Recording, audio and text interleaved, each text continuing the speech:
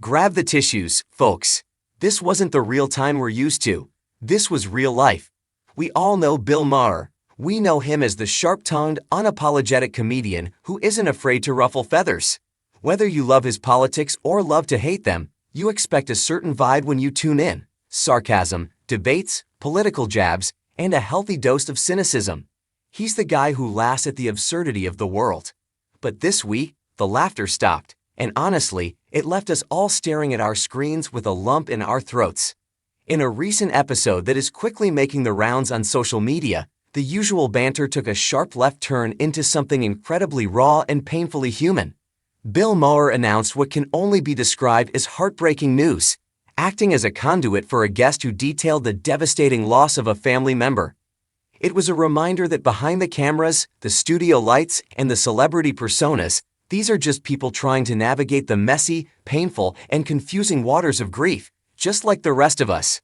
A vibe shift no one saw coming. Usually, when a guest sits down with Bill, especially on his more intimate podcast platform, Club Random, or during the interview segment of Real Time, we expect war stories from Hollywood or heated takes on the upcoming election. But the atmosphere in the room shifted palpably. You could almost feel the air leave the room.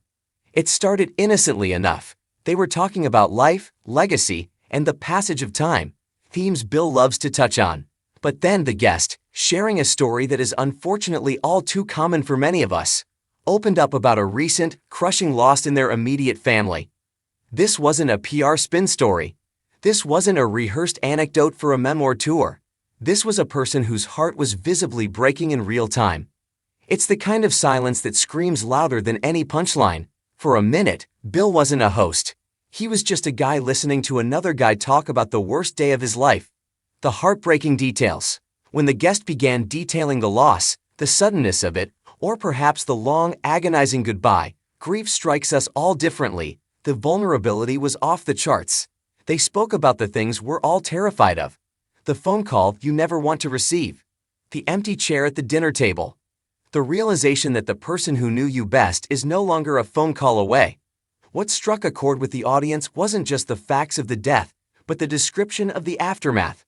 The guest described that hollow feeling where the world keeps spinning, traffic keeps moving, and people keep buying coffee, all while your entire universe has ground to a halt.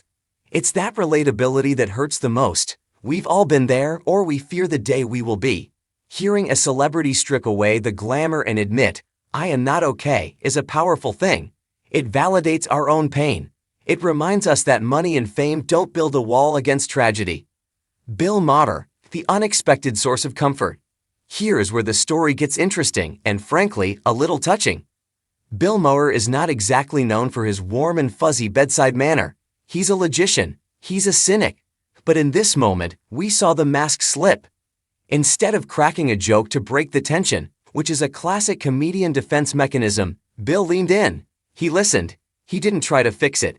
He didn't offer empty platitudes like everything happens for a reason.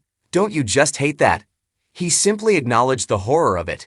There is something profoundly comforting about a person who usually mocks everything taking a moment to treat someone's pain with absolute reverence. Bill's reaction mirrored what many of us felt watching at home: shock, empathy, and a quiet respect for the bravery it takes to speak about loss publicly. He acknowledged the heartbreaking nature of the news not as a headline, but as a human reality. He let the silence hang there, giving the guest space to breathe, to cry, and to just be. Why this hits so hard right now? Let's be honest with each other for a second. The world feels heavy lately, doesn't it? Between the news cycle, the economy, and the constant noise of social media, we are all a little burned out. We are accustomed to shouting matches and viral clips of people dunking on each other. So, when we see a moment of genuine, unpolished vulnerability, it cuts through the noise. It reminds us of what matters. Hint: it's not politics. It connects us. Grief is the one club no one wants to join, but eventually, we are all members. It humanizes the elites. Seeing a star break down reminds us that stripped of the makeup and the money, we are all just fragile biology and big emotions. Social media, usually a cesspool of negativity, actually rallied around this moment. The comment sections weren't filled with the usual vitriol. Instead, they were filled with people saying, "I felt this," Or, I lost my dad last year, and this is exactly how it feels.